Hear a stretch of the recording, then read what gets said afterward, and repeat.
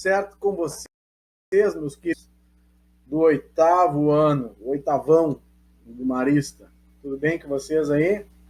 Como estão se virando nesse tempo de quarentena aí? Espero que esteja tudo certo com vocês, né? Estou entediado em casa, gravando aula, fazendo vídeo. Agora eu virei youtuber, tem um canal no YouTube, né? Quem quiser se inscrever lá, vou gravar uns vídeos de dicas, né? Principalmente para a galera que vai fazer Enem e tal, mas como vocês já estão nessa caminhada, né? Então quem quiser lá se inscrever no canal, vai ter os vídeos das aulas, a maioria dos vídeos daqui, dos conteúdos daqui são privados, só acessa pelo link. Mas vai ter outros vídeos que vão ficar em aberto, assim, para o público geral, né? Que vão ser vídeos de dicas, falando sobre alguns assuntos de humanas, história, sociologia e filosofia, especificamente, tá? Então vamos lá, gente. Vou iniciar com vocês hoje um conteúdo novo. A gente gravamos aquele vídeo sobre racionalismo e René Descartes. Revolução científica, René Descartes, tá? Agora, existem outros pensadores, tá? Depois, como racionalista, tem o Descartes, tem o Spinoza e tem o Leibniz.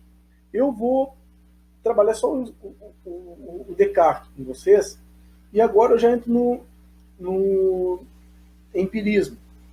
E aí a gente vai conversando, que a ideia é que vocês conheçam as duas correntes de pensamento para fazer, né, a contraposição entre elas. E depois a gente já vai avançando um pouco mais. Tá? Aqui para então, o empirismo é um movimento que vai surgir depois do racionalismo, tá? Ou seja, a ideia contrária. Por que é importante trazer a questão do racionalismo? Porque o racionalismo é a valorização e a colocação da razão acima de tudo. Ou seja, é acreditar que a razão é superior a qualquer outra coisa. Então, os filósofos, né, do empirismo são 4. Assim como a gente falou lá, como eu acabei de falar para vocês, né, da questão de existirem outros racionalistas, como o Leibniz e o Spinoza, a gente precisa escolher alguns para trabalhar, porque não dá tempo. Então, nós temos, dentro do movimento empirista, o John Locke, o David Hume, tá? Aqui, né? John Locke, David Hume, Thomas Hobbes e George Berkeley. Nós vamos falar sobre esses 3 primeiros aqui, tá? E iremos abordar eles de maneira breve. Não vamos aprofundar muito, porque o que nos interessa aqui é a ideia do empirismo, principalmente. Tá? Os filósofos, então, do empirismo, pensavam de maneira diferente dos racionalistas. Porque, segundo eles, a origem ou a fonte de todo o conhecimento, a origem ou a fonte do conhecimento, estava na experiência sensível. Então, para os empiristas, o conhecimento não se origina da razão, como acreditavam os racionalistas. Para os empiristas, a fonte do conhecimento, todo conhecimento, se inicia nas atividades sensoriais, nos sentidos. Portanto, nós vamos ter uma valorização dos 5 sentidos, como eu estou falando ali. Visão, audição, tato, olfato, paladar. Então, os empiristas defendiam que todo conhecimento inicia, tem por base os órgãos dos sentidos. As ideias que formamos na mente dependem de alguma maneira, tá, dos sentidos. Ou seja, os sentidos são a porta de entrada. Mas a mente é que processa, que cria as imagens. Ou seja, eu recebo as informações, se isso é quente, se isso é gelado, isso é os sentidos que captam. E a mente processa essa informação. Portanto, para os empiristas, a porta de entrada não é a razão, é os sentidos. E aí é importante Como eles vão trabalhar e como eles vão inverter a questão do racionalismo, tá bem? Bom, então os empiristas não acreditavam na existência de ideias anteriores ao ser, inatas. Lembrando que para os racionalistas, né, o inatismo era aquilo que as pessoas nasciam com ele. Ou seja, os racionalistas acreditavam muito na ideia de que o ser humano já nascia com algumas condições, até mesmo com conhecimento pronto, e que só se recordava. Os empiristas, talvez uma das frases que mais resuma esse conteúdo, né, essa ideia inicial do empirismo, é o conceito de tábula rasa do John Locke. Porque o John Locke vai dizer, quando ele está querendo explicar a questão, né, da mente humana, o que ele vai dizer? Ele vai dizer, olha, a mente humana é tábula rasa. O que é uma tábula rasa? É algo, tá, que é como se fosse um quadro em branco. Ou seja, não tem nada escrito. Toda vez que a gente aprende alguma coisa, a gente risca nesse quadro. E isso fica lá armazenado. Quando eu for aprender uma outra coisa, eu já tenho algo lá guardado. Então eu vou conseguir conjugar. Eu vou conseguir... Peraí, isso eu já sei. Isso é parecido com aquilo que eu conheço. Então eu estabeleço uma conexão e emito um juízo, ou seja, emito uma opinião a respeito com base na minha experiência, naquilo que eu tenho anterior. Então essa é a relação. E essa frase do John Locke serve, ela é do John Locke, mas ela serve para entender o empirismo.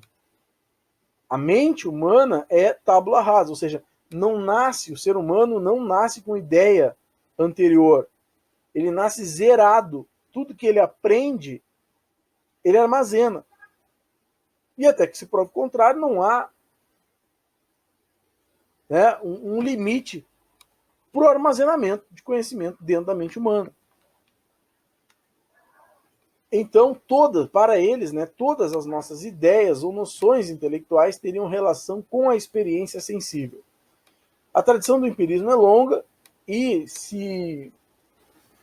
Uma vez eu fiz uma questão de prova, assim, portanto, se vocês estão prestando atenção na aula, grifo isso aí, né, que eu perguntei da onde era a tradição, né, o empirismo era um movimento conhecido basicamente por ter nascido em qual país e ter se firmado e se desenvolvido, e praticamente os empiristas são todos da Grã-Bretanha, da Inglaterra, né, porque algumas correntes filosóficas, elas têm, fincam raízes, né, estão muito relacionadas com lugares. O empirismo está muito relacionado com a Grã-Bretanha.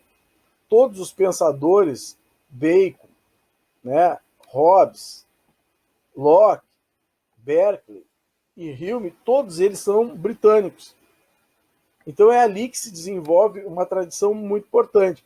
E também esses pensadores são pensadores que estão relacionados, em sua grande maioria, com concepções, por exemplo, políticas. O Locke, um liberal. O Hume, um conservador nos costumes. Tá? O próprio Thomas Hobbes, um defensor do absolutismo. Então, é uma corrente filosófica, variações importantes, mas está muito relacionado porque esses pensadores se envolveram também em debates políticos, e é o que a gente vai ver aqui mais adiante nos slides. Tá bem? Bom, aí a gente vê o Thomas Hobbes, tá? E aí vamos só destacar, depois a gente volta no Hobbes como a concepção política dele. Mas vamos ver a questão do conhecimento, como Hobbes entende conhecimento. Então, o Hobbes foi um filósofo, matemático e linguista, estudou filosofia em Oxford, trabalhou por quase toda a vida como secretário, conselheiro e tutor de uma família aristocrata.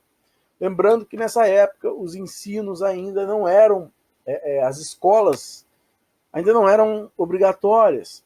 Portanto, as pessoas que queriam investir em algum tipo de educação, principalmente os aristocratas, pessoas de dinheiro, que tinham bastante poder aquisitivo, elas contratavam tutores. E os filósofos, né, normalmente o filósofo ele não era só filósofo, ele tinha uma formação em várias áreas, por exemplo, na matemática, na própria linguística, e os filósofos eram, nesse período, as pessoas mais adequadas na própria história, para ensinar, para dar esse tipo de educação, que serviria como base para a pessoa desenvolver, por exemplo, a vida política, depois, a vida pública. Tá? E o Thomas Hobbes, ele se destaca pelas suas ideias políticas, mas também tem a ideia de concepção de conhecimento dele, que a gente vai ver aqui. Né? Ele, então, defendia a ideia de obediência a um líder ou um grupo soberano como solução para os problemas de ordem social. Aí aqui está a ideia política dele, a ideia do Leviatã. Tá? Obediência a um líder ou um grupo ou um soberano. Ou seja, a ideia de obedecer aquilo que tem, ou seja, né, de ver no líder uma figura a ser respeitada. Tá? O filósofo, então, o Thomas Hobbes, ele se opunha aos escolásticos. O que eram os escolásticos? Né? Era aquela forma de pensamento ainda muito presa à concepção, por exemplo, da Igreja Católica, de todas as coisas ter um fim em Deus. Ou seja, um pensamento ainda muito teológico. Ele defendia que a filosofia deveria se basear no raciocínio e não em ideias e princípios metafísicos, ou seja, princípios as quais a gente não consegue ver, não consegue tocar, somente talvez sentir. E aí esse é o propósito da filosofia dele, né? Então, o que deveria ser fundamental? As ideias que são derivadas da razão e não derivadas de coisas abstratas. Tá? Então, o Hobbes, para ele, a razão não seria uma manifestação da substância pensante, como Descartes propunha. Ela seria, a razão para o Hobbes, seria uma função, uma capacidade que estaria presente também em outros animais, mas se desenvolveria melhor nos seres humanos. Tá? Então, aqui sempre quando eu falo isso, há um debate, né? Os alunos normalmente costumam questionar bastante isso. Tipo, se o animal pensa, não pensa, a natureza do pensamento de um animal e tal, e normalmente vem com comparações com bichinhos de estimação e tal. O Hobbes até pode ser o início dessa ideia aí, né? De achar que os animais pensam. Mas de fato é que ele está dizendo que a razão ela se manifesta, mas de forma muito limitada nos outros animais, enquanto que nós, seres humanos, somos os que mais desenvolvemos a razão e por conta disso, por desenvolver a razão, né, a gente aprende com o passado. E aí entra a concepção, por exemplo, empirista dele. Por quê? Desculpa, deu tilt. Se o ser humano aprender com o passado, ele pode prever o futuro, como nenhum outro animal. Os animais não aprendem com o passado, enquanto que o ser humano usa o passado para estabelecer conexões, prever o futuro. Tá? Então, por exemplo, por meio da experiência, o homem pode aprender qual é a melhor época de plantio, de cultivo dos produtos. Né? Então, ou seja, ele está mostrando que entra o empirismo do Hobbes, de dizer que o homem aprende com a sua experiência. Portanto, ele usa isso. O Hobbes está inserido ali no século XVII. Então, no século XVII é o período que a Revolução Científica, que Newton, esses outros caras estão vivendo. Então, a gente vai ver ali, tá, muita coisa, muita ideia científica aparecer, principalmente no campo da física. E ele vai estar sendo influenciado, né, por esse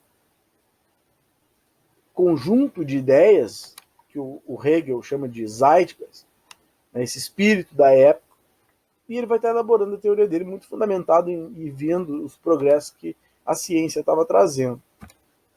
Bom, os sentidos são a origem do conhecimento.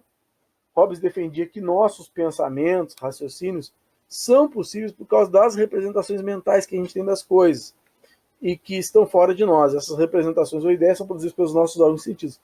Uma das coisas que quando a gente estuda os empiristas, e que se costuma errar bastante, é acreditar que os empiristas não consideram a razão. Tá? Não, eles entendem que a razão tem um processo, a mente, a razão, como eles chamam, né, tem um papel importante no processamento da informação que entra pelos sentidos. Tá? Ou seja, quem interpreta os sentidos é a mente. O que eles vão fazer é inverter a lógica. Enquanto que para os racionalistas a razão, a mente é o mais importante, para esses caras são os sentidos. Então, em outras palavras, o Hobbes argumentava que não há nada na mente que não tenha sido inicialmente gerado, pelo menos em parte, pela percepção sensível. Então, essa é a jogada.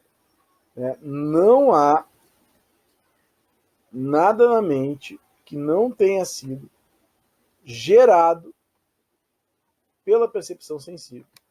Portanto, os sentidos são primeiro. Então quer dizer que quando criamos representações das coisas, olhando para elas, tocando, escutando, cheirando ou sentindo seu gosto, né, a gente está criando representações que entraram pelos sentidos. Tá? Bom, segundo Hobbes, depois que temos a experiência dos sentidos, adquirimos representações ou ideias das coisas, e por meio delas a gente pode raciocinar, calcular, prever, desenvolver operações intelectuais. Tá? Então, é um misto das coisas. Tá? Não só mente, não só razão, não só sentidos. Mas, em primeiro, os sentidos, depois a razão. Bom, o Hobbes aí cai para o lado, né, que eu falei para vocês ali, de otimismo que ele estava vivendo. Porque ele acreditava, né, vendo o período que ele viveu, ele acreditava muito que caminhava para o progresso. Logo adiante ali a gente vai ter o iluminismo.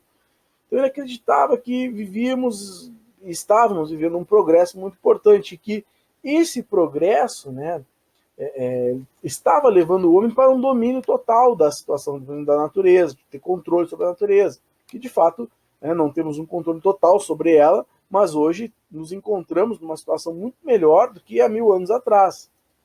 A gente consegue prever temperatura, chuva, ventos, temporais, etc. e tal. Por quê? Porque aprendemos com a experiência, porque criamos, por meio da ciência, ferramentas que nos possibilitam conhecer melhor o mundo, a natureza. Então o Hobbes já falava isso lá nos anos 1600. Defendia que a capacidade humana de prever e raciocinar, refletindo sobre as ações futuras e prevendo possíveis acontecimentos, permitiu ao homem controlar a natureza. Para Hobbes, o objetivo da ciência era ampliar o domínio do ser humano sobre a natureza. Tá? E quanto mais o ser humano usasse essa experiência do passado e aliado com a ciência, melhor construiria o seu, né, futuro. E logo adiante, ali dobrando a esquina, como eu digo, já estouraria o iluminismo. Tá, gente?